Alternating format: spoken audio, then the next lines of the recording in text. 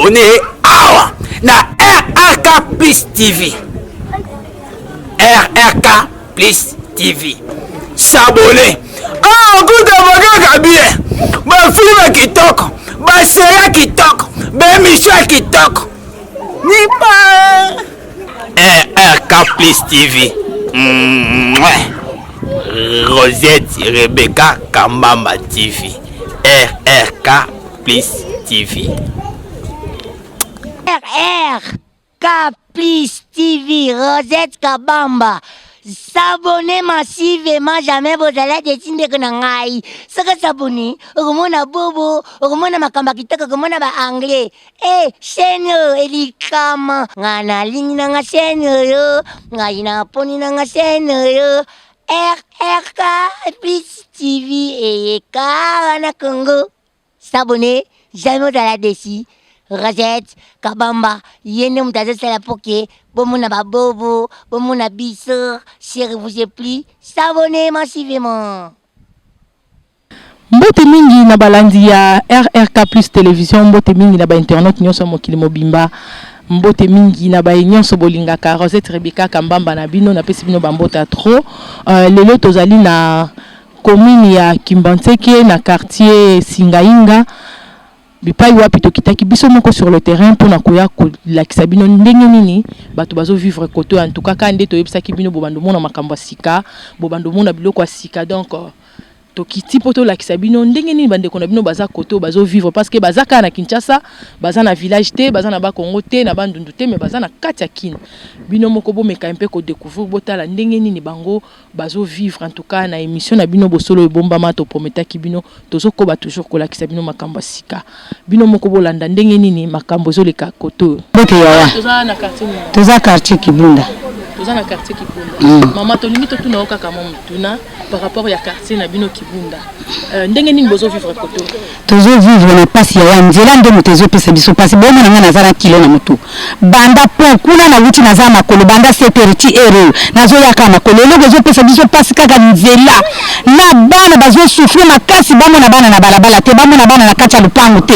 baso ba bazo manquer biso makasi na bana surtout ba jeune garçon so bakuti bango kiri o bavandi na bango bazo mela bombe biso koto bana ba mela bombe te bana ba mela diamba te mais basoda bazo nyokola biso makasi basouffrir biso makasi et sécurité koto yo ezate baki pa biso te toza batuti biso toza pe batu bango bazo talaka ba kote mususu biso kote ya mokali bazo kipe biso pe pona nini toza na nzela te toza na posa ya nzela toza na posa nzela tonyoka na makasi maman etake maman Moboti toza na maman ya rentrée scolaire est-ce que bino bozo préparer rentrer à bana ndenge pour lundi eza déjà rentré lelo toza samedi yaya eloko ezate toza na eloko te tozo souffrir kote eloko ezate toza na eloko te toza na poste kote mbongo yango mpe eza te mosala mpe eza te nzela nde tokokolukila mbongo eza te tokoluka mbongo yango nde nini mpo tosala rentrée ya bana eloko eza te toza na place gratuité d'enseignement koto ndenge ni évolution ya gratuité yaya toza kaka pasi eza ka pasi eza pasi koto eza te eza pasi siko conseil nini européen na bakonzi ya mboka bozo futela bana minerval na bino na mbongo na bino et puis conseil nini européen bana tofo mama bana balinde bana bakotanga ofele mais bana bazotanga ofele te tozo bisa mbongo ya biso moko tozo futa mais bana bazotanga malamu te bana batanga bien te siko bakonzi yebisi bango nini bakonzi na yebisi bakonzi boye biso pe toza lokola bato kuna bazosunga biso pe toza bato basunga biso pe batala biso koto na mukali batala biso pe koto toza pe bato. Merci maman. Mbote maman. Toza la quartier Kikime 2 na nzela mukali. Papa, lelo toye na quartier na bino, tolingi toye bandenge ni bino bozo vivre koto na quartier Kikime 2. Quartier Kikime 2 kimia ezate maman. Toza la kimia te eloko ya liboso na kosenga yango yoke. Botala nano lolenge nini vie ya bato kokozala na mulenge bino onsomona. Tozo mene vie moko ya pasi. Ya mikakatano kotambola na biso nano tala nzela banda basala sous station ya courant eza ya munene bone nzela ezate bato azotama makolo to lezo la ndenge tozokene boye makolo te kokomba na niveau ya po kuna ozisi nzela kokoma Pascal toza difficulté munene makambo etali baklasse mpo na bana rentre yango oyo toza na meme vraiment eloko moko te ke babongisi oyo bokosala boye rentre tozoyebana kutu te bango balobiki le 4 eske lundi bana bakozonga classe toyebi te bakozonga na position nini ebe ekole mpe ya malamu awa ya maminga koto oyo eza te apart ekole tigo oyo eza orphelinat peut-être mais côté ekole mosusu oyo ke ya leta yango oyo evandi ke ekoki encadre bana batanga malamu eza te alors toza obligé ya kotia bana na kati ya privé ofutaka mbongo gratuité eyebani te toyebi mpe yango te papa sikoyo lokola yo oza papa moboti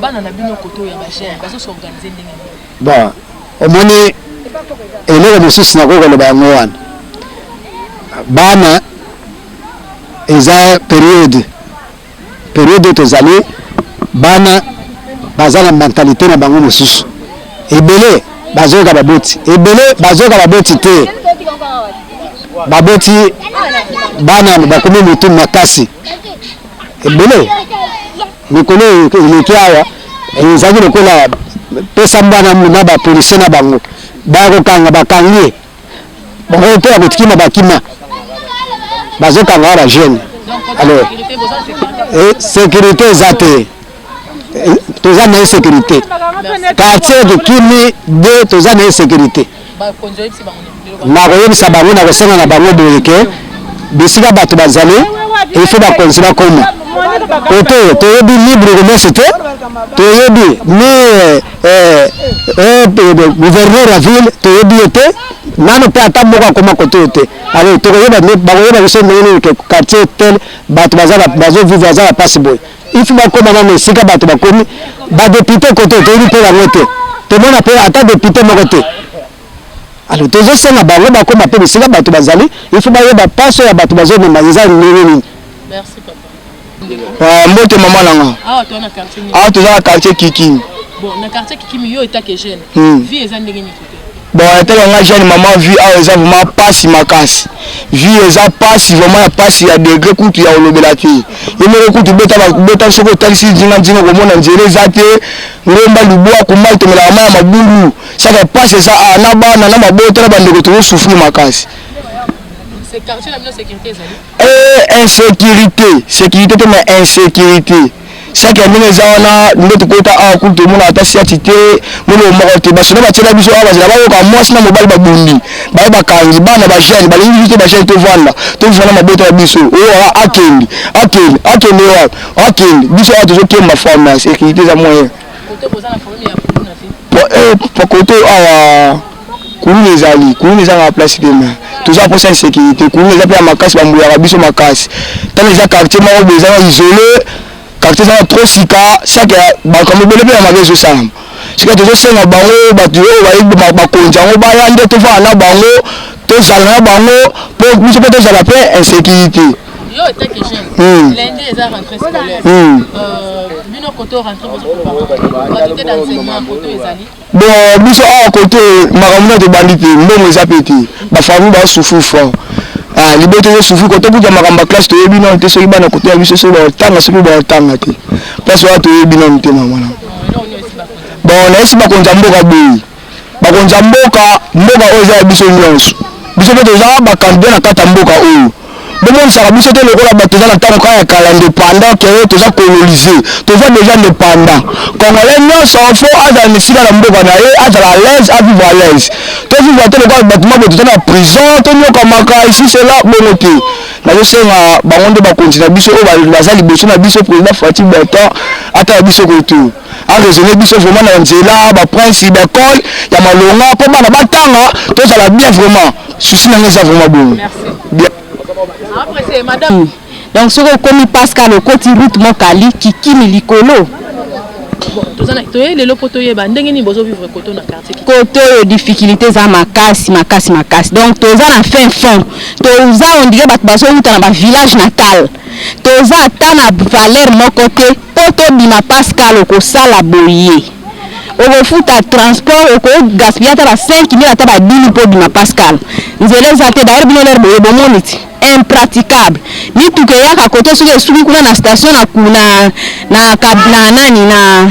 station kuna na Kibunda place batie haute tension wana soki esuki wana kote toyaka komata makolo nzela nyonso eza ya kobuka na ya kobeba bayaki barame kuna babwaki mabanga me bambula makasi elokaki ememi mabanga nyonso bon mituka eyaka ba 200 pe ekufa wana esila valeur ya kala wana soki eye na bino bokoni mpo okoma problème donc transport eza pasi nzela eza te babongisela biso ata nzela ta tozwi valeur tala bacourant papa filme tala bacourant kitoko tozopela kitoko mai tozomela baforage nzela nde ya kobima eza te tonyokwamaka tosala makolo babiata kuna na kotambola makolo basalela biso nzela ce qui est là il faut babongisela biso nzela tozala mpe na valeur quand même tozala mpe libre est ce que bayebi yango nzela yango bayebi yango toyebi te donc basalela biso mpe nzela na bolingo ya Nzambe mpo biso nyonso toza bakongole eloba ndeko mobali toza mpe na posa kozala lese lokola bango ata nzela apamba basalela biso. Donc Momboti,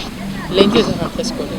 Est-ce que Koto Bozo bénéficie de la gratuité d'enseignement ou bien gratuité ezalaki nango toyebi te année osoki okokontinue mpo année passée tomoni résultat moko te na bana mwana oyo atangi na école oyo ezalaki na gratuité oyo leta ayebi en tout cas soki otuni ata 1+1 orépondre te batangi te bazalaki ebele ondire bato moko baza na poubelle bana ebele bamisu baovanda na se bazotanga bien te nga soki naza na makoki na mokie nasalaka ata ndunda natekaka na opréféré natya mwana nanga na privé place oyo baofuta na fisque un petit rien mpo abénéficie nzwa mayele mais na gratuité en tout cas nayebi te mais nandimi te ke bana bazwi formation toza na bekole toza na père coudrin eza ekole ya basango kuna minerval cher badollar mutuya kuna formation kitoko soki oza na makoki te okotya mwana na classe kuna te moroka eza awa ekole ya leta kuna soki oke bana plus de ba 300-400 par classe bakabola bango ba A ba B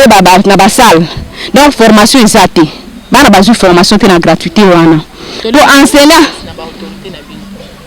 bon na autorité tosengi soki réellement bazalaki na posa ke bana batanga ofele mais batesa bango mpe éducation ya bien parce que mutu azotangisa mwana banda tongo ti poko alie te bafuti ye te bana batongi ebele na sala misusu bazobunda bazozokisana enseignant oyo bafuti ye te akoya kosepumeli mpona koencadre bana wana akokabola bango kutu te bakobunda bakoya kozonga na bapota mpo ye azwi eloko te bafuti ye te basiko gratuité akosomba cre na nini akonuriri libota na ye ndenge nini nani pesa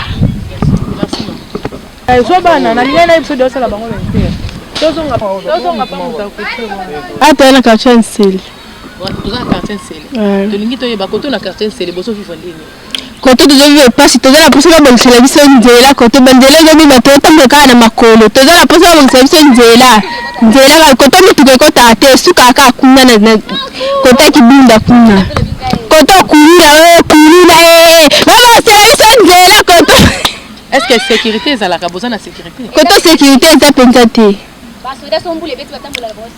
sikoyo classe bozovivre ndenge nini kote na classe lundi bozo se préparer ndenge nini bino bana classe kote toyokaki banemise bayesi biso nyonso ezali bayesi biso classe baifai bafuta bansenya so bafuti bansenya te moye mpe otangisa biso mpe eza te donc kote préparation moko te eza mpona bino mpona classe na ndako par exemple bapapa baprépare déjà ezali bonjour ata na quartier nini ata na quartier Kibunda toye kotuna bino mutuna lelo toye kovisite bino toye ba quartier Kibunda bozovivre ndenge papa mama tovivre mabe makasi kote okuluna nzela eza te mai bido mai sanfa so ozangi sanfa bolali nzala na ndako kote pasi vraiment tozomona pasi bapapa mpo bazwa transport tozokemba pasi bakobeta makolo 4 heures soki mpe bobimi 4 heures wana kuluna mpe bazokana bakuna nzela bazobota baona bambongo na bachasse kote vraiment tozomona pasi mabengi tala mabengi nzela eza te mai pasi courant kutu so bapesi 1000 francs te batie mo courant te kote toya pasi bo makasi mokonzi moko te biso aloba nini. Est-ce que côté au bon après un mot ba continue ba yobete la ba yaka te ata moko te ta visite pour ba yaka na beaucoup de te mais classe bozo tanga bien classe tanga mabe ba bien la biso chaque jour gratuité côté ezate ezala mais batangisa biso bien te neti yo boza mona classe ozo mona lundi eza rentrée bozo se préparer ndé na passé 6e Ranti kuto sali kuto tata biki to sombi te papa na future te. Mbongo pe zati. Donc là on est quoi ça na makonza mboka oba zolanda wetake élève. Pona ngana mo kunza mboka basu ndi population. Basu na biso ne ba tika biso de voler da passe makasi. Eza passe. Ba papa ba zo souffrir makasi. Merci. To banda na papa. Mbote maman. Ah, tu es dans quartier ni papa? Ah, tu es dans la quartier Kibunda, commune Kimbansik. Papa, tu es le loup côté la bino. Tu nous dois y avoir côté bozo vivre dans la quartier. Tout le monde a maman tout. Et si papa tu vas dans la car, papa la liboso Zera mai. Oh, que tu cours. Elle a eu un mot si ma petite là na bakoni awo. Mais tout le monde là dans mon législation, mais tout le parlementaire connaît pas ma famille. Bah aussi congé, il y a 3 mois. Bah visiter ma circonscription pour ça que bon va voir. Amboulé. Tawa. Mon tailleur le connaît comment là. Awo couler même la pilon. Mais le temps de l'élection, ça va mal, tu vas te rappeler là, tu vas pas voir. Et là, mais ça va que cette fois-ci ou jamais. Balia, mes amis le récil. Le peuple a des amis assez. Papa, côté sécurité, ça dit? Sécurité, biso moi tu me sécurises. La banane na biso. Mais comme tel, aux hommes qui dans le noir, la projecteur va me salir sauter. Mais cabine est en nous. Et bah tiens, surtout pour éclairer la nuit. Mais tant que la boutoir, c'est le bampou de la tirer à l'ibandate à Bandako, Roya Namulili.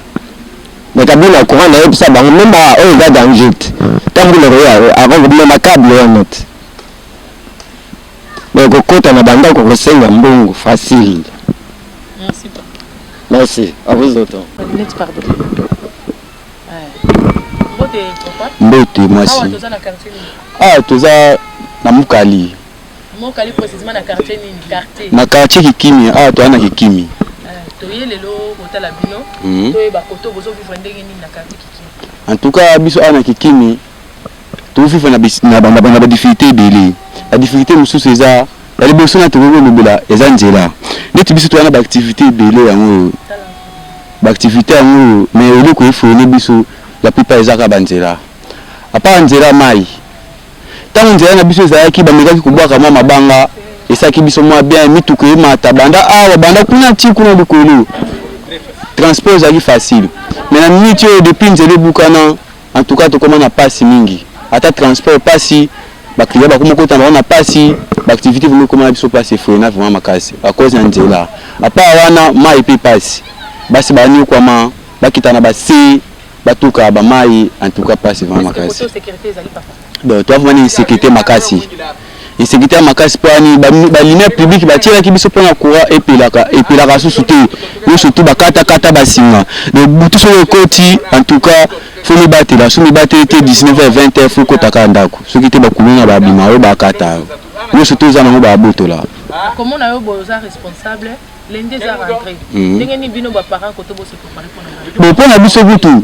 To ni na biso la indité au classe zonga. Batika na bango pe ba passe au toza na ngo. Ndetu bino za be 5 bana. Ata uniforme na sombité. De toi bu to ni comme na passe. To vivre na passe. Pour na rentrée scolaire ba bete na ba bende biso ta mikolo. Siko na musala ozo sala koto to moni ozo sala musala ya JCR. Ndenge ni musala na yo est-ce que ozo avancer bien na musala na yo awa? Na musala na nga vraiment en tout cas eloko liboso to lebela ya mwana. Eloko ebeta. Eloko esa biso pasi ya kaka nzela. Moya ko zwa biloko oso na biloko bana na Pascal kuna tiya na ngokoto en tout cas pasi nzela kaka.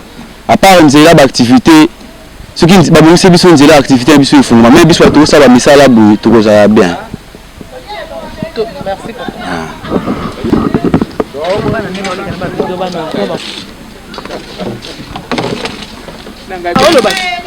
Yes, ya lobby. C'est yo pour loba. Te aloba na. Eh, yo lobina ya zo sala musala yo fandi ko fanda ka papa. Oza mo parent te. Gaina. Kimi. Nalingi ko soro na chuluba. Loba. Ah, tu mu quartier ka Kimi. Tu bali kupita mpango ni ni quartier ata Kimi pe. Tu ka toni difficulté ya courant na to, yimo bonza matu kwa satu anai bwa courant ka yibia. Tujini luta tunanga nanga mshindi wa kuvivre ujana banjili luta tunanga ujana banjili bwa mshindi ju facilité bwa bya kuja kulia bitu yense matériel yonse jibasina yezubu bilwa kaji mshindi wa bitu bikufika bimana wani possibilité mukola transport mukola men bwa munim kukala munim amu transport jile yo yimile nimpa moyen uju mweneka transport uju mweneka banto uju vivre bien mijibu ya biru uju benzei bien mu bika bele mfika mu muto bijini luta tulabuni mshimba kufika bimunene bana balo uju bangula ma pa bifika transport to tujini jijene ja transport balongo lu anjila machine ya banga kule munene vraiment gisanga jiji mweneka mu quartier yako awa sécurité zali hein sécurité na wana tozana ngote tozana sécurité te donc sécurité zali exact lokola mboti les des rentrées nini wana lundi rentrée ndenge ni bezo se préparer na bana au classe pona classe tozana ba école awa tujini tubalongi tujini tulasa mais bana bijibalonga bijana mu difficulté bozo profiter na gratuité yo école miko bijiku ya yenze gratuité miko bibeng miko buka yani mita bujo to na shimu abu wonsu babu nkindi ita bujo to bibita buja école ru ya bape ya mission kaji école privée yonsu kaba bibita ba gratuité to OK Maman. Awa tozali na quartier Sakombi. Sakombi ya. Kote biso pasi penza koleka nde nzela. Tala nzela ndenge bukana. Mituka elekaka te, moto elekaka te, bavelo elekaka te, bato bakuma kudusula, sima ndako ya moninga adusuli po akende kubima kuna liboso. Nzela eza te penza. Ndenge mbula eyeboye. Tokubanda kokangama na bandako. Bongo sikoyo biso bandako penza awa. Tala nzela. Tala mabengi. Sikoyo awa tokusala nini, tokozala ndenge nini. Sécurité eza nango. Na bangambo mipanzi sécurité ezalaka te. Mais awa biso na Sakombi en tout cas sécurité ezali. Po tozali pe mingi te bato kuna balongola bango totikala mwa ndambo oyo en tout cas mikakatano pona nzela pona makambo mosusu ezalaka te. Pasi kaka nzela kura pasi yango wana mai eza nango pembeni me ekota na mapango te.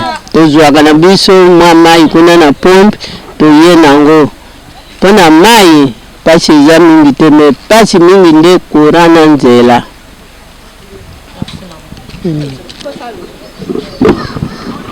Nini Kibunda.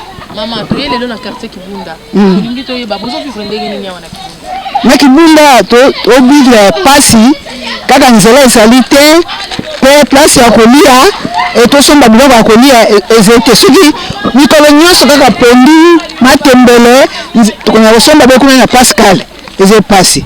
Bon ndakisa lokola ngai naza veuve nazo souffrir mingi mokonzi akanisa biso baveuve civile tozina mbongo te bazofuta biso mbongo kaka $5 tokolia nango nini na bana baveuve mobali akufa mobali asala na mosala na leta 40 nivo juye biso baveuve tozomona pasi nzambe asala mokonzi akanisa biso baveuve civile tozina mbongo te tozozwa kaka $5